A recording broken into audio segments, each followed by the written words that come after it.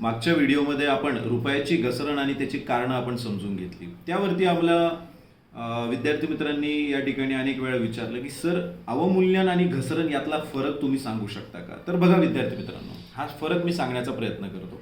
सर्वात पहिल्यांदा घसरण आपण पाहिलं आणि अवमूल्यनाचा जर आपण पहिल्यांदा आधार घेतला तर अवमूल्यन म्हणजे त्याला इंग्लिशमध्ये डिव्हॅल्युएशन असं म्हटलं जातं. म्हणजेच अर्थव्यवस्थेमध्ये रुपयाचे अवमूल्यन म्हणजे हे जाणीवपूर्वक घडून आणलेली ही एक गोष्ट असते. मग ही कोण घडून आणतं? तर सर्वात पहिल्यांदा सरकार किंवा सरकारतर्फे रिझर्व्ह बँक ऑफ इंडिया हे रुपया हे आपलं चलन आहे आणि त्याचं हे अवमूल्यन घडून आणलं जातं. यात जर आपण आधारे जर अजून लक्षात घेतलं तर अवमूल्यन का केलं जातं?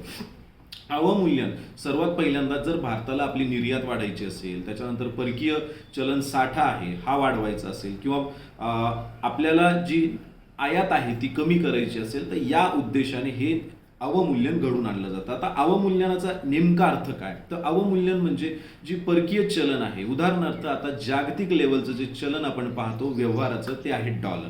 या डॉलरच्या तुलनेतली आपली जी क्रयशक्ती असते हिला जाणीवपूर्वक कमी केलं जातं आणि मग ह्या कमी केल्यानंतर मग परकीय गुंतवणूकदार हे भारताकडे आकर्षित होतात किंवा ज्या अर्थव्यवस्थेने हे अवमूल्यन घडून आणलं असेल त्याच्याकडे ते आकर्षित होतात आणि मग या बेसिसवरती हे अवमूल्यन घडून आणलं जातं.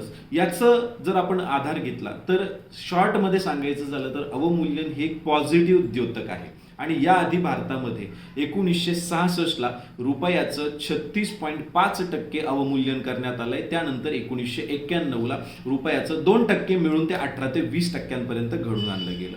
आता आपण घसरणवरती येऊया. घसरण हे सुरुवातीला जर सांगायचं झालं तर हे एक निगेटिव्ह द्योतक आहे, म्हणजे हे नकारात्मक आहे. कारण हे जाणीवपूर्वक आपण घडून नाही आणत तर बाजार किंमत, बाजारभाव, आंतरराष्ट्रीय घडामोडी याच्यामुळं कुठेतरी त्या रुपयावरती त्याचा परिणाम होतो आणि मग ह्या रुपयाची घसरण होत असते.